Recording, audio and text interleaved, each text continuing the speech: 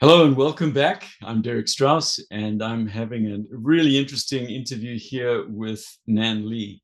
Nan is a thought leader in human-centric AI, and this is segment 3 of a three-part series. If you haven't picked up segment 1 and 2, make sure you go back and pick that up as well, because we talk about Nan's background and some of the learnings that she had from the various experiences in various companies that have influenced the way that she thinks. Segment 2 was all about a framework for human-centric AI.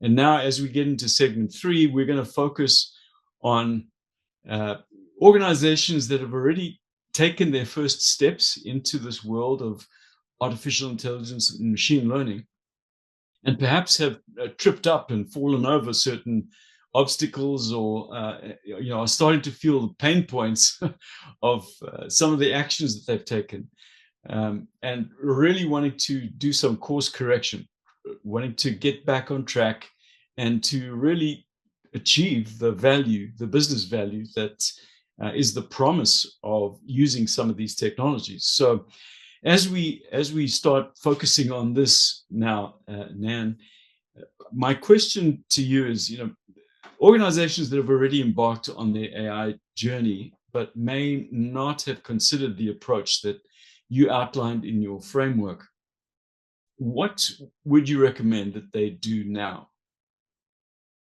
That's a wonderful question. I will say first, kudos to the leaders who dare to take the first step, right? They probably have a lot of learnings, and learning will not be wasted, right? It's all about how to take the learning and accelerate the growth of the company.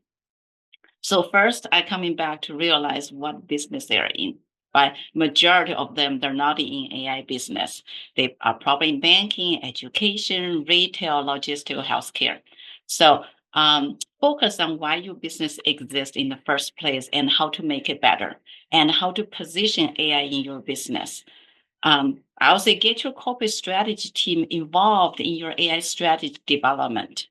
Review the alignment or the differences between your business strategy and AI strategy, and add AI into your business strategic plan. Revisit and challenges the assumptions you made in your business strategy or AI strategy. Second, it's less about what AI you have, but how you use and where. We talk about to realize business value, you need to improve the whole value chain, not just certain steps.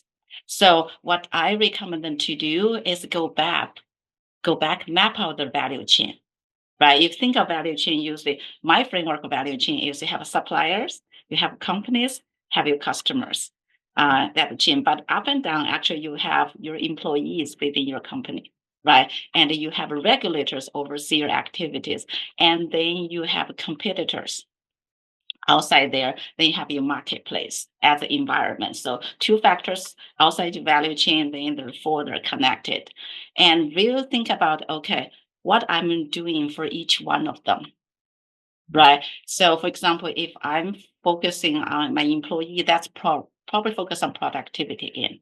Right. If I want to use AI to interact with customer, that's starting touching the product service I delivering to my customer. That's a higher risk. If you want to automate something for your productivity, that might actually have impact your how you interact with your suppliers. Are they ready? Right. And I talk about having the governance and ethics consideration earlier because we have the regulators. Number one, are they comfortable with that? Just give you an example, even the insurance industry, right? For certain type of models, it's very difficult to get approved because um, the regulations, they're not caught up or they're not comfortable with that yet. Right, that's probably applied to drug discovery too. So, and also think about what your competitors are doing. Right, going back to the model, am I doing on par with competitor? I'm happy, but what assumptions I'm making? I'm making improvement, others not, or I'm making assumptions everybody is making improvement on productivity, and this is the one I differentiate from them.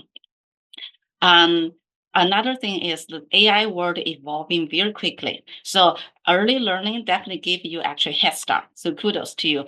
I will suggest to use the framework I described earlier to go through the following. One is since you already started, you have a list of use cases. Go back, reprioritize them. Can you make connections from the use case to the strategy? Right? Can you map them in your value chain? And second, really focus on people. Identify all the important stakeholders. If you left some out, bring them back in. Clearly articulate their roles and requirements and organize cross-functional team. And one thing organizations struggle is one, I talk about how you position AI in your business. A second, how you position AI team in your organization. That's another tough thing to solve.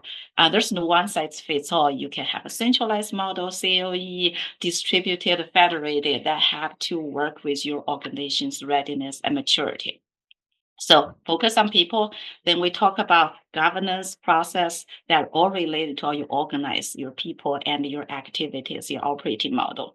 I would say if you already have investment, evaluate, adjust your investment expectations based on the exercise, I recommend to go through, really align that with your strategy and organization maturity. And last but not least one, if you have an AI literacy program, see whether you have holes there. If you don't have one yet, definitely develop and launch an enterprise-wide AI literacy program and change management with tailored content, tailored approach to the four personas I mentioned before. Of course, you have to develop AI execution strategy. There's many different tactical component.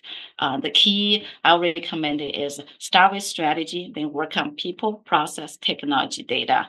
Then have another horizontal cut across will be risk management, governance, and education. So I just feel AI is like old internet boom, right? If you don't have AI, your business is going to disappear pretty soon. But just by having and using AI, and that will make you guarantee your success either. So you really need to figure out how to stay on par in the most efficient way so that you don't become left behind, but on productivity race. But at the same time, focus on how you can leverage AI to enhance your existing competitive advantage or build new ones. Sometimes this two camp, you can work them together in the same group. Sometimes you might want to have two separate different work streams, one on productivity, one on unique competitive advantage. That's really important, isn't it? Organizations that have jumped in and have not had a really comprehensive framework have no doubt run into a brick wall every now and then, or stubbed their toe on something, or got really distracted on some technology, and bringing them back to some kind of organized way of thinking about this. Certainly all is not lost, that they've learnt things in the work that they've done, but it's so important to bring it all back and really think it through in a logical way. Is so key. And certainly I appreciate what you said. Is kudos to them for bravely jumping in.